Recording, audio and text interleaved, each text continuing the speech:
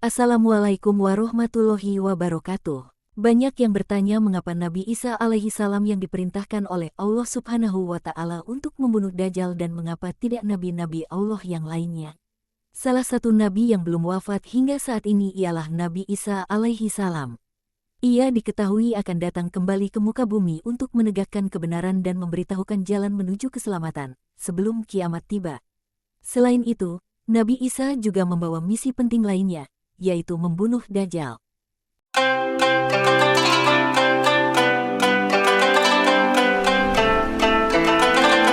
Perlu diketahui, Dajjal adalah seorang manusia yang akan muncul di akhir zaman sebagai pemimpin orang-orang kafir dan sesat. Ia juga akan mengaku sebagai Tuhan dan menyesatkan semua orang dengan berbagai tipu daya dan keajaiban palsu. Kemunculan Dajjal di akhir zaman memiliki tugas untuk menyesatkan manusia dengan kemampuannya, sehingga keimanan manusia menjadi goyah dan turut menjadi pengikutnya. Tipu dayanya begitu hebat, sehingga yang baik menjadi buruk dan buruk menjadi baik. Akhirnya banyak orang terjebak dan tersesat ke jalan yang salah. Namun, Allah subhanahu wa ta'ala telah memerintahkan Nabi Isa alaihi salam untuk membunuh Dajjal. Nabi Isa alaihi salam akan turun ke bumi di Menara Putih Damaskus atas perintah Allah subhanahu wa ta'ala.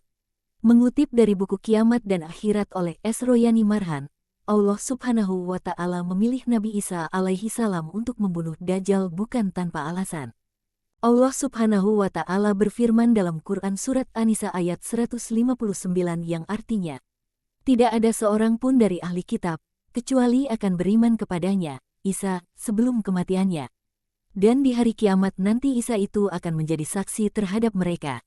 Firman Allah subhanahu wa ta'ala tentang terjadinya hari kiamat di muka bumi terdapat dalam surah Al-A'raf ayat 187, yang artinya, mereka menanyakan kepadamu, Muhammad, tentang kiamat, kapan terjadi?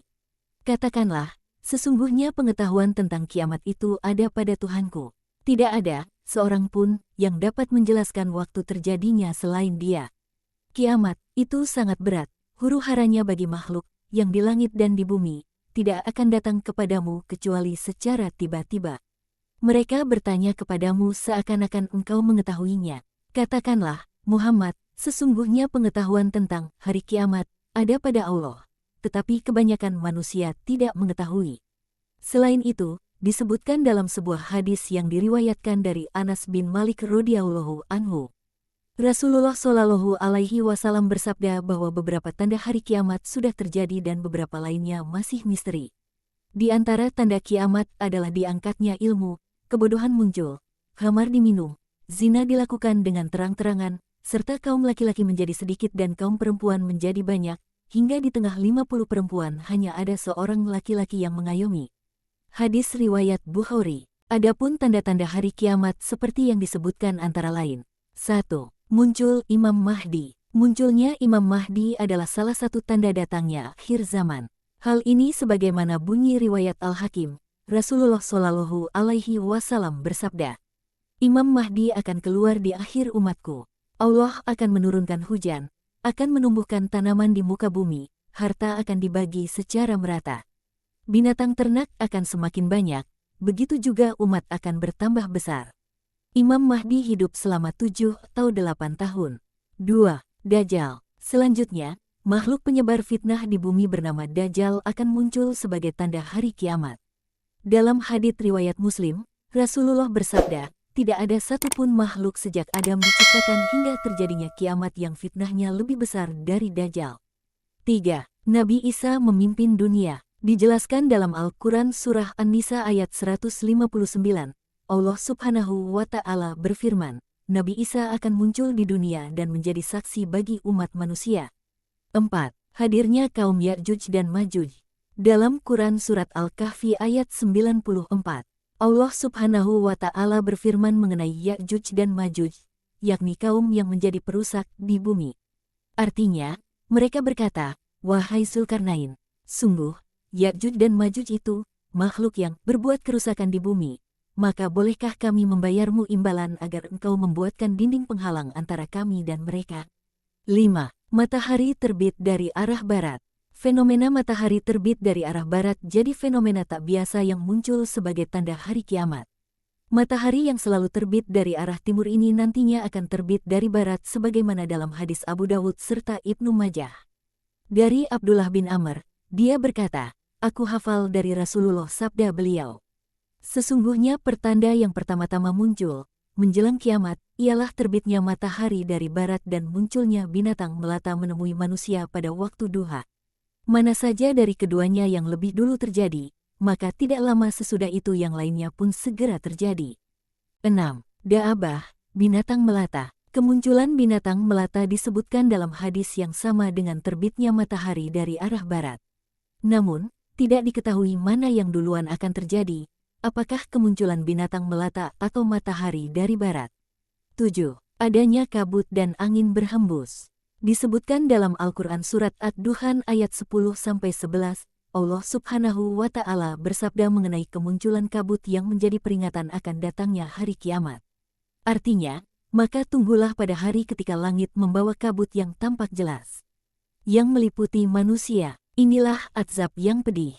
8. Munculnya api. Sebuah hadis riwayat Muslim menjelaskan mengenai kemunculan api menjadi tanda-tanda kiamat.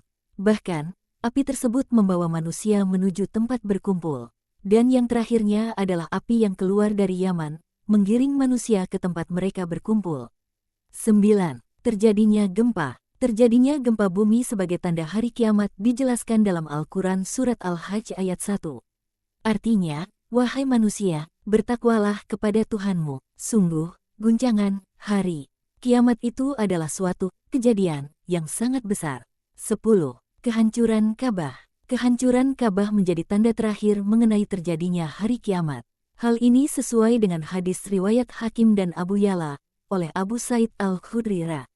Hari kiamat tidak akan terjadi sebelum Ka'bah ini tidak lagi didatangi orang untuk menunaikan ibadah haji.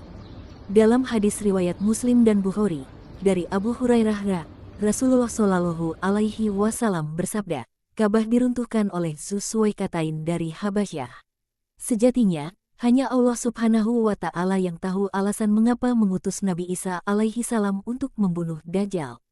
Namun, bila mengacu pada beberapa ayat dalam Al-Quran maka dapat diperkirakan beberapa alasan yang mendasarinya. 4 alasan Allah Subhanahu wa Ta'ala memilih Nabi Isa alaihi salam untuk membunuh Dajjal. Merangkum dari berbagai sumber, berikut 4 alasan mengapa Nabi Isa alaihi salam yang diperintahkan untuk membunuh Dajjal. 1. Bukti bahwa Nabi Isa alaihi salam masih hidup. Diutusnya Nabi Isa alaihi salam ke bumi dengan tugas penegakan agama dan membunuh Dajjal ialah sebagai bukti bahwa Nabi Isa alaihi salam masih hidup. Bangsa Yahudi dan Nasrani percaya bahwa Nabi Isa alaihi salam dibunuh dan disalib. Padahal sebenarnya Allah Subhanahu wa Ta'ala yang mengangkat Nabi Isa alaihi salam ke langit, lalu menggantikan seseorang yang mirip dengannya untuk dibunuh dan disalib. Dalam Al-Quran, Allah Subhanahu wa Ta'ala berfirman, "Dan karena ucapan mereka, orang-orang Yahudi, sesungguhnya kami telah membunuh Al-Masih, Isa putra Maryam, Rasul Allah. Padahal mereka tidak membunuhnya dan tidak pula menyalibnya, tetapi yang mereka bunuh ialah orang yang diserupakan dengan Isa bagi mereka." Quran Surat An-Nisa ayat 157. 2. Menunjukkan kebenaran agama Islam. Dalam Injil jelas diterangkan bahwa Nabi Isa alaihi salam sangat memuliakan umat Nabi Muhammad Shallallahu alaihi wasallam. Sebagaimana dalam Al-Quran, demikianlah sifat-sifat mereka yang diungkapkan dalam Taurat dan sifat-sifat mereka yang diungkapkan dalam Injil. Yaitu seperti benih yang mengeluarkan tunasnya. Kemudian tunas itu semakin kuat lalu menjadi besar dan tegak lurus di atas batangnya. Quran Surat Al-Fat ayat 29. Hal ini juga berkaitan dengan hadis Rasulullah Shallallahu Alaihi Wasallam bersabda, "Sungguh hampir dekat waktunya turun di tengah-tengah kalian Nabi Isa bin Maryam sebagai hakim yang adil. Ia akan menghancurkan salib, membunuh babi, menghilangkan jizyah, upeti, sebab kafir zimmi sudah tidak ada lagi, semuanya muslim. Akan dihancurkan seluruh agama di zaman beliau kecuali Islam." Hadis riwayat Bukhari. Nabi Isa alaihi salam berdoa kepada Allah Subhanahu wa Ta'ala agar dijadikan dari umat terakhir pada zaman tersebut. Doa itu kemudian dikabulkan oleh Allah Subhanahu wa Ta'ala. Itulah sebabnya Nabi Isa alaihi salam diberikan umur yang panjang sampai beliau diturunkan ke bumi di akhir zaman nanti, untuk menerangkan bahwa agama Islam adalah ajaran yang murni. 3. Dekat dengan Nabi Muhammad SAW. Salah satu nabi yang memiliki kedekatan khusus dengan Nabi Muhammad SAW adalah Nabi Isa alaihi salam. Aku adalah manusia yang paling dekat dengan Isa bin Maryam. Antara zaman kami berdua, tidak ada nabi yang memisahkan. Hadis riwayat Bukhari dan Muslim. 4. Napas Nabi Isa tidak bisa tercium oleh para pengikut Dajjal. Nabi Isa alaihi salam pun akan mencari dan membunuh Dajjal. Disebutkan bahwa tempat Nabi Isa alaihi salam akan membunuh Dajjal menurut hadis riwayat Imam Muslim adalah di pintu gerbang kota Lut, Palestina. Hal ini juga dijelaskan dalam kitab Kasif al-Minanfi, Alamat As-Sa'ah wa al-Malahim wa al-Fitan oleh Mahmud Rayab Hamadi yang diterjemahkan oleh Ibnu Tirmidzi. Sebelum Dajjal dibunuh oleh Nabi Isa alaihi salam, ia akan muncul bersama 70.000 pasukan bersenjata pedang yang memakai jubah tebal untuk menghancurkan khilafah Islam. Di waktu itu, kaum muslimin akan menghadapi kesulitan dan memilih untuk pergi ke gunung. Pada sebuah riwayat disebutkan bahwa keadaan tersebut membuat Imam Mahdi, yang lebih dulu diutus memohon pertolongan kepada Allah Subhanahu wa Ta'ala. Saat itulah, Allah Subhanahu wa Ta'ala menurunkan Nabi Isa alaihi salam untuk membunuh Dajjal dan menyelamatkan kaum tertindas dari kejahatan Dajjal dan Yahudi untuk selamanya.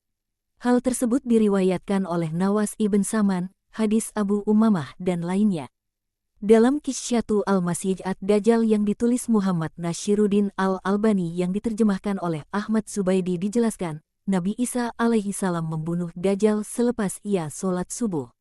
Ketika Nabi Isa alaihi salam sudah melaksanakan sholat, ia berkata, "Bukalah pintu." Kemudian, pintu pun dibuka. Di balik pintu tampak Dajjal bersama 70.000 orang Yahudi sedang membawa pedang. Nabi Isa pun langsung meminta sebuah pedang. Hal ini dijelaskan dalam riwayat Muslim dari An-Nawas. Sementara itu, dalam riwayat Ahmad dalam Al-Musnad dikatakan, ketika pintu terbuka, Nabi Isa alaihi salam kemudian membawa tombaknya ke arah Dajjal. Ketika Dajjal melihat Nabi Isa alaihi salam, ia tiba-tiba lemah tak berdaya bagaikan garam laut di dalam air. Allah Subhanahu wa Ta'ala membunuh Dajjal melalui perantara tangan Nabi Isa alaihi salam. Itulah penjelasan mengapa Nabi Isa alaihi salam dipilih Allah Subhanahu wa Ta'ala untuk membunuh Dajjal di akhir zaman kelak. Wallahu alam bisawab. Wassalamualaikum warahmatullahi wabarakatuh.